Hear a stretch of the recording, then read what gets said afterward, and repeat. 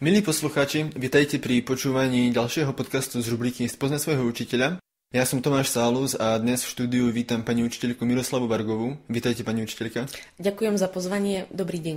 Ako sa cítite, pani učiteľka? Pravdu? Pravdu. V strese. Hádam, sa vám to bude páčiť a myslím, že to bude v poriadku. Ale určite áno. Tak poďme na to.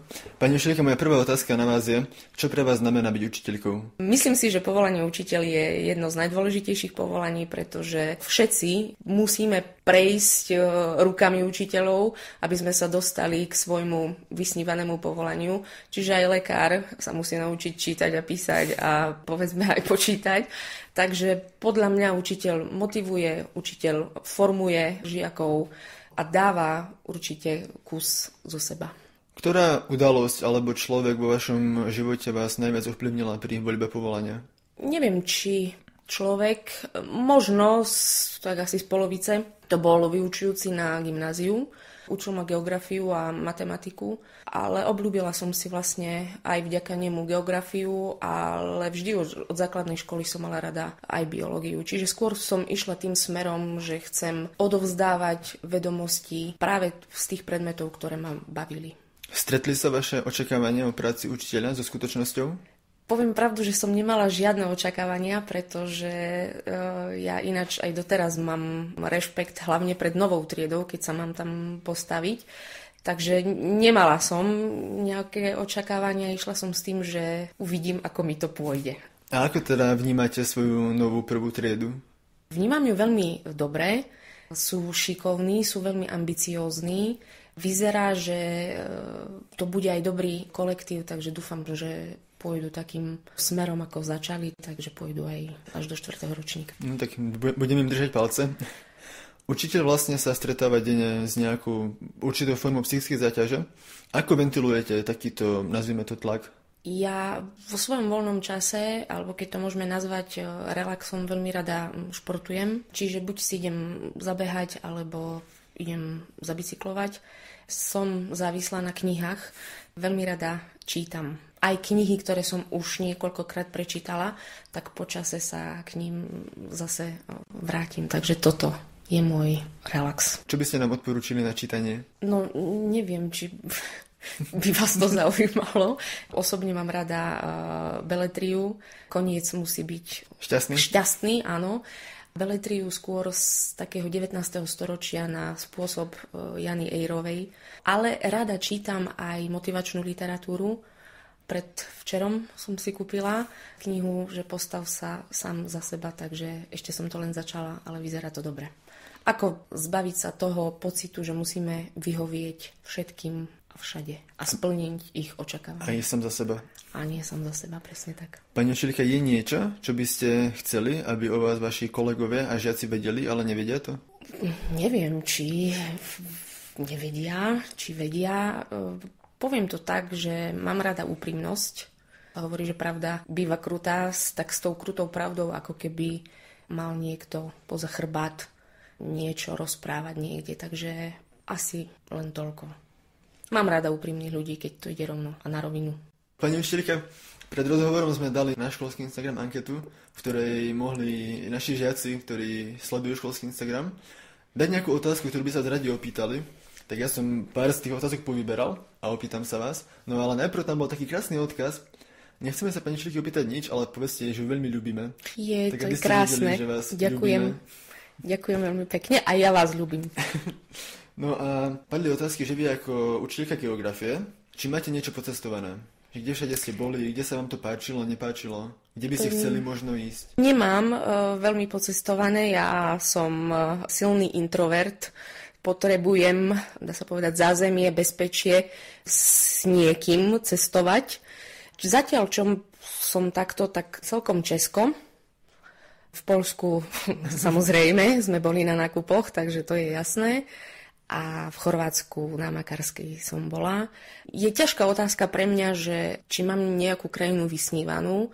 V rámci Európy sa dá povedať, že by som sa šla pozrieť hocikde. A v rámci sveta?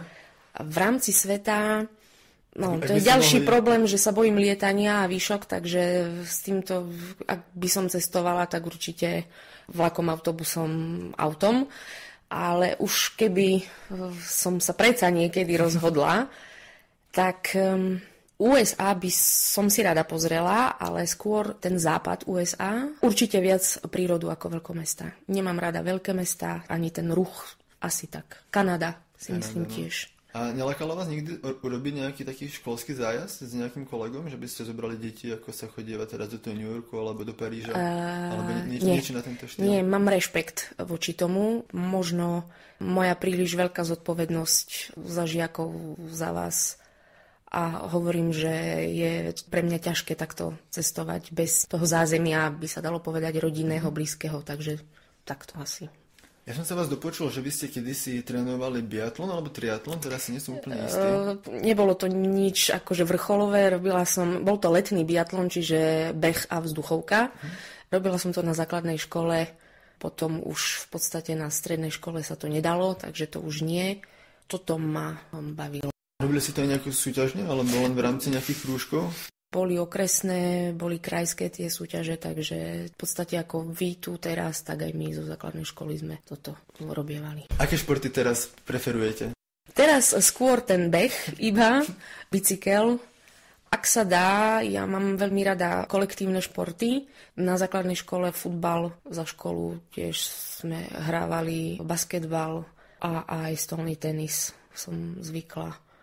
Mali sme aj doma pingpongový stôl, takže my sme boli takto aj s bratom vedení. Čiže vy u nás v škole vediete krúžok Mladý záchranár. Beží to aj tento rok?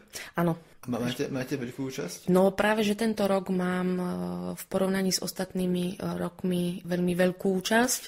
Aj na súťaž, ktorá zvykne byť okolo mája. Je to oblastné kolo. Tak zatiaľ vyzerá tak, že by som mala mať 3 družstvá v rámci stredných škôl a 1 družstvo v rámci základných škôl, čiže od príjmy do kvarty. Áno. A v čom teraz spočíva činnosť tohto krúžku? Je to iba o tom, že chodívate na súťaže, alebo aj máte nejakú edukatívnu aktivitu za tým? Áno, snažím sa. Obdivujem aj záchranárov v tomto. V súčasnosti je veľmi dôležité, aby už malé deti vedeli podávať prvú pomoc. Je to v podstate naša povinnosť ju podať, alebo len zavolať záchranku a neutiecť od poraneného, alebo keď niekomu príde zle. Idem s tým cieľom hlavne, aby som tým žiakom, tým deťom ukázala, že sa netreba báť poskytnúť prvú pomoc. Nejak ich motivovať do toho, aby to vedeli, aby to chceli poskytovať. Ono je to asi jedna z tých vecí, že čo je lepšie vedieť a nepotrebovať to, ako to nevedieť a potrebovať to. No? Čo bol taký impuls pre vás, že tento krúžok robiť?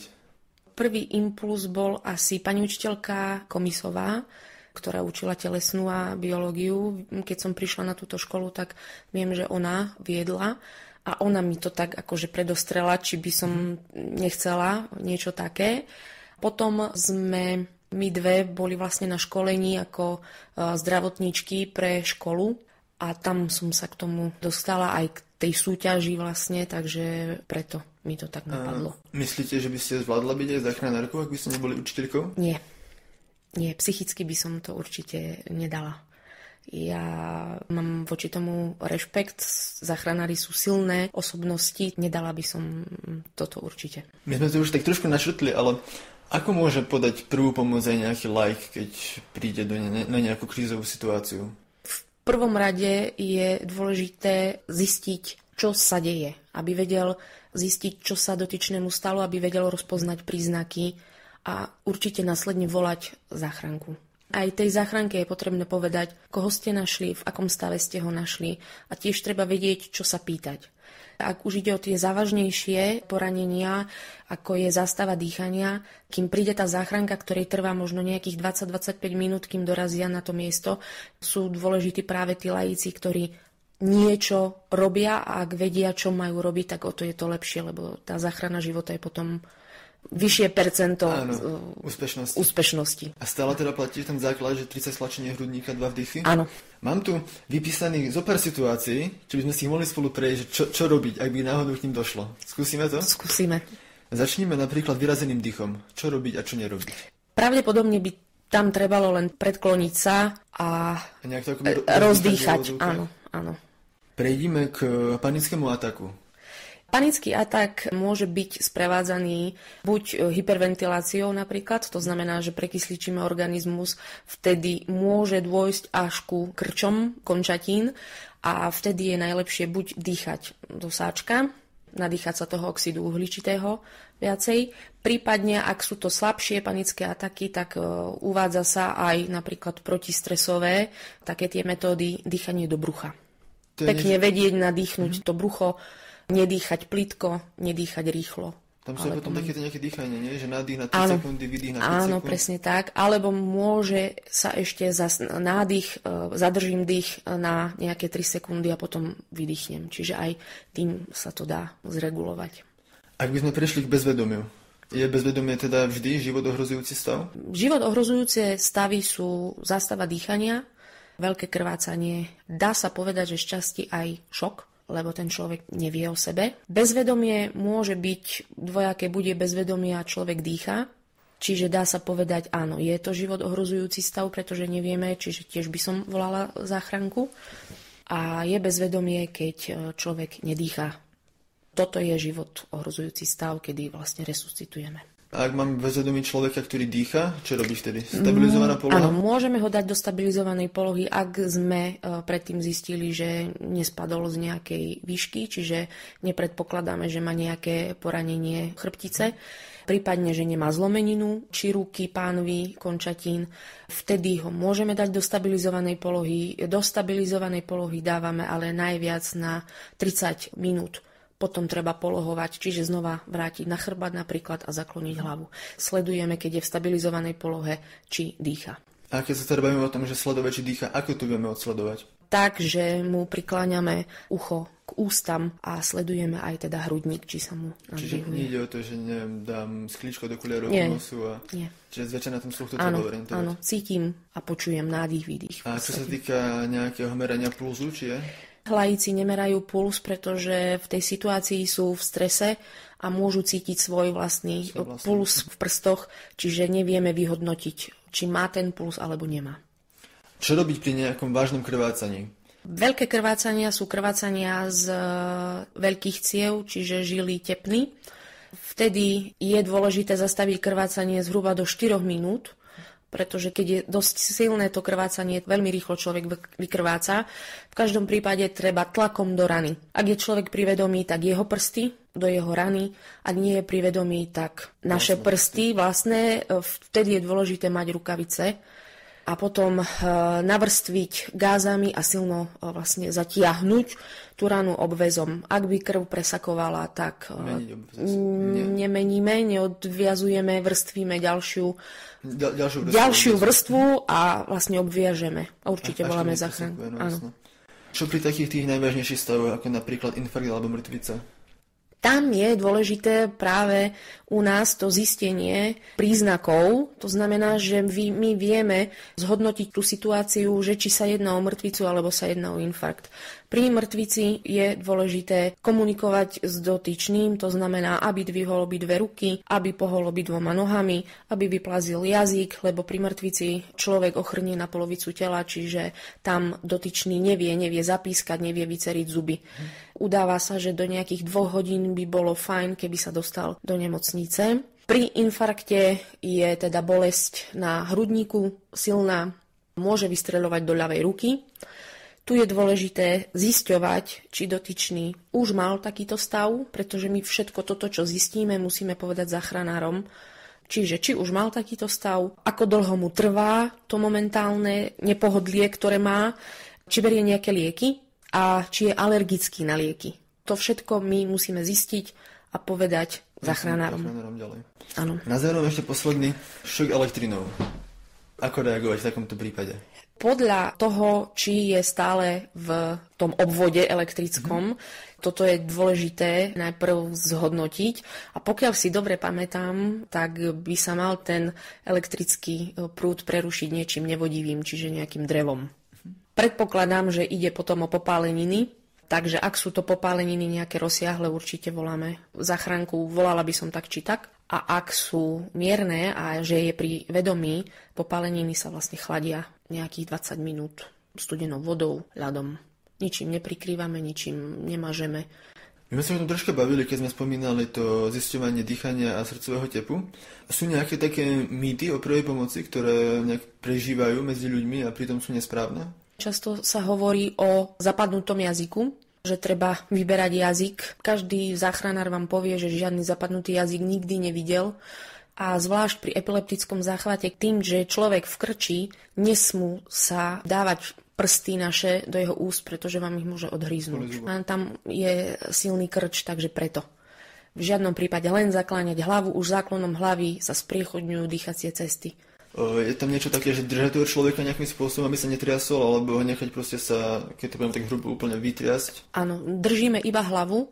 Najlepšie by bolo, aby sme pod hlavu niečo dali, aby nebuchal tú hlavu o zem a zvyšok tela nechávame tak, nechávame ho vytriasť. Ak by sme bránili tým jeho pohybom, tak môže dôjsť k zlomeniu končatín. Ak by niekoho náhodou naše rozprávanie zaujalo a chcel by sa pridať do vášho krúžku, máte ešte voľné miesta? Samozrejme. Tak sa nezabudnite hlásiť pani Šilke Vargovej. A ja vám, pani Šilke, ďakujem za rozhovor a za vašu ochotu, že ste tu prišli. Ja ďakujem za pozvanie. Majte sa.